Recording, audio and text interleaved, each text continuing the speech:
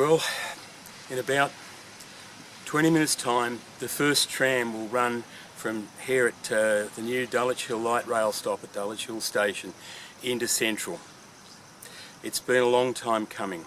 EcoTransit started its campaign for this light rail extension in May 2008, and it's taken us almost 6 years to get here. It takes a lot to get something done in this town, but let me take you on the trip.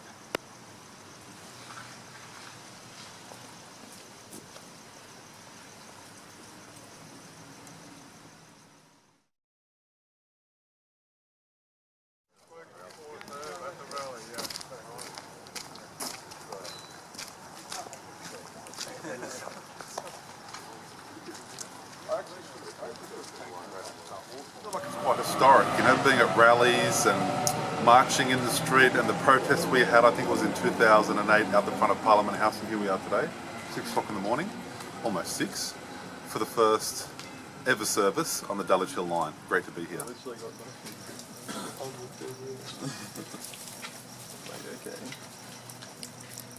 First baby on the tram. Call me crazy. Hello. I woke him up to come here. Hey, Jamie. Come on. I'm just from the Telegraph. Can I sort of cram a few of you people in there so that I can get the Dulwich Hill? Oh, well, there is a lot of people. Come on, guys, come in. We're going to take a photo. Come on. Oh, sweet. Might as well pose up. There was an air of nervous anticipation. Everyone wanted Jamie Parker to kiss the baby for the camera.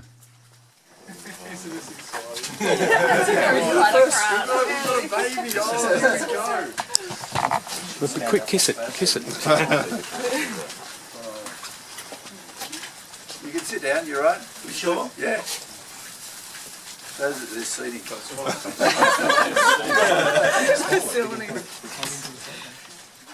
The photographer from the telly almost fell backwards onto the track. Yeah, first death on light rail.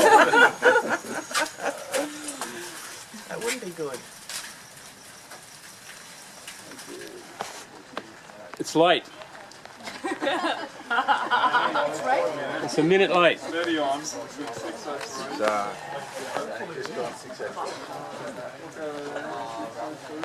Not surprised. 6:02. Come on, up to 20 years. Yeah. Wait another few minutes. Here's how it happened. The Dulwich Hill extension resulted from a community struggle against an anti-light rail mindset that infected politicians, the bureaucracy and sections of the media. It would never have happened without a relentless political campaign spearheaded by EcoTransit Sydney that kicked off in May 2008. Our campaign newspaper turned the extension into a running political sore, an issue that wouldn't go away. It generated enormous enthusiasm across the political spectrum.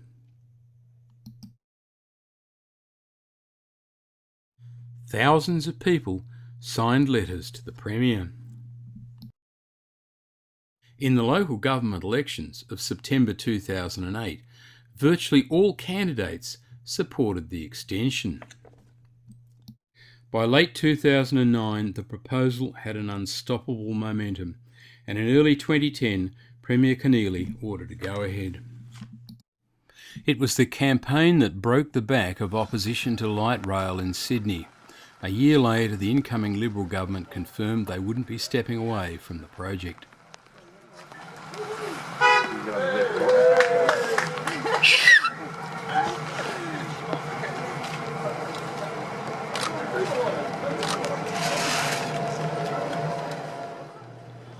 When the first tram arrives, it turns out to be one of the older Vario trams.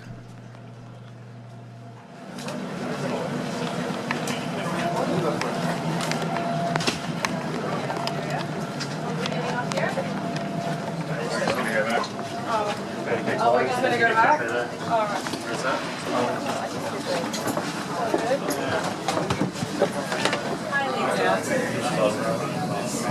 This is our stop?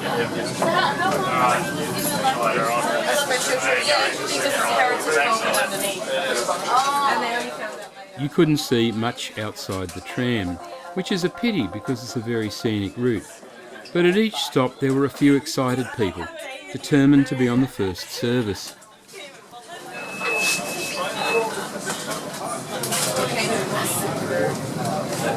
That's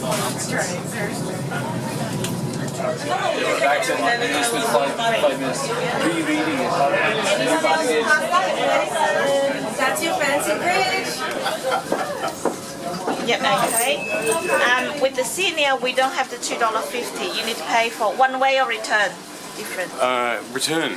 Return to where? Lilyfield, is it? Back to Lilyfield. Well, to Lilyfield and return. Yeah, okay. That will be $3.60.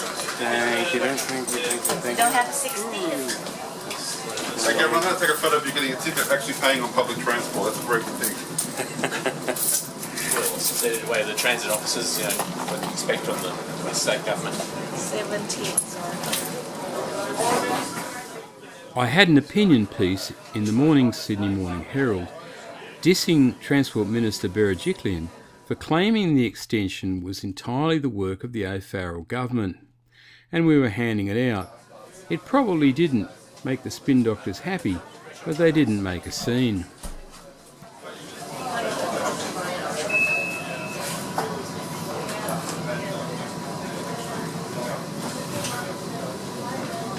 Anyone else needs to pass?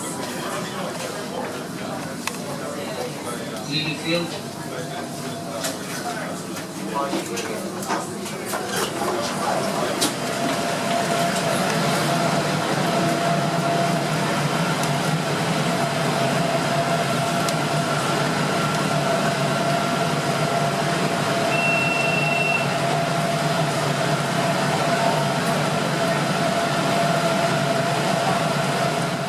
We got off at Lilyfield, where the return of light rail to Sydney stalled 14 years ago, and rode the next tram back down the extension to Dulwich Hill.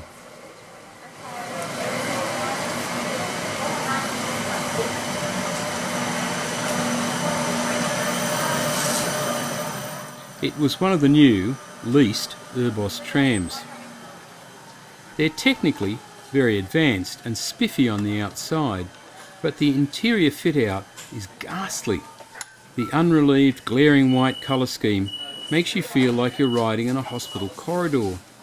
There were very few seats and a serious deficiency of handholds for those standing.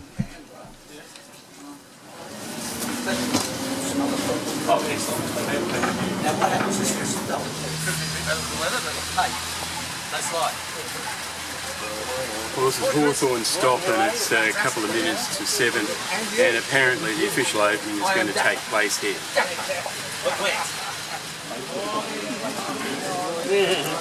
All the suits are gathering, so it's pretty certain that this is where the official opening is going to be. The annual salary of these guys here wouldn't give you much change out of $3 million.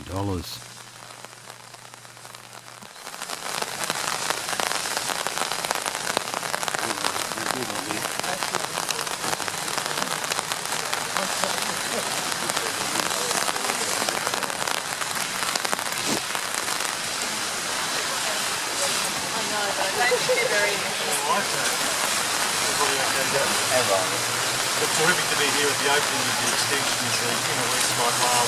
Fantastic to think that this light rail network started by... It was more a banal photo op than a triumphant opening. O'Farrell said a few words and Gladys said a few words. It certainly wasn't the Gettysburg Address.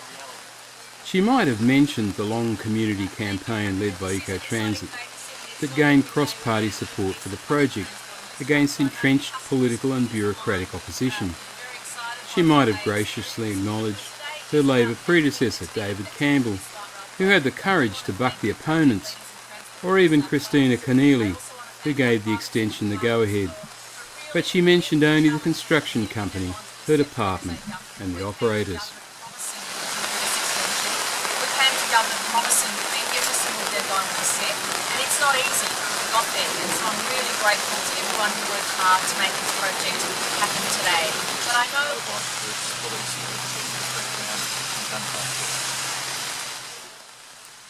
Without further ado, the official party repaired to the platform to unveil a small plaque.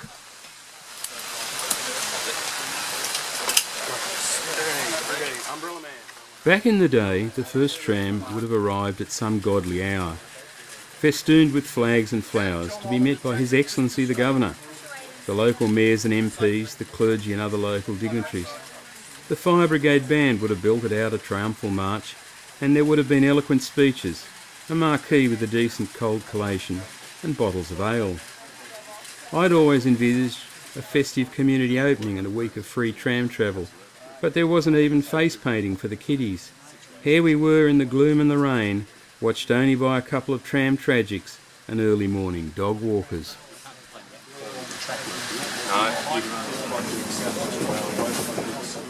And then the show headed south for an on-board photo opportunity.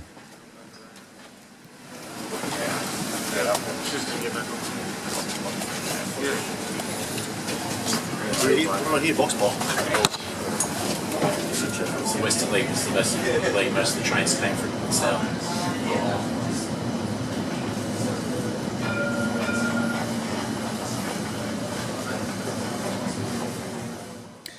You don't have to search hard for the reason for the low-key opening.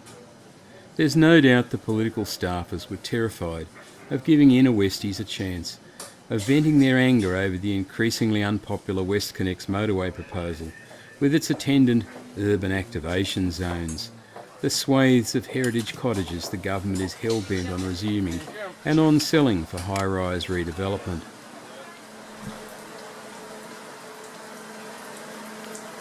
Far safer to forego the glory, declare the thing open, and then slip away.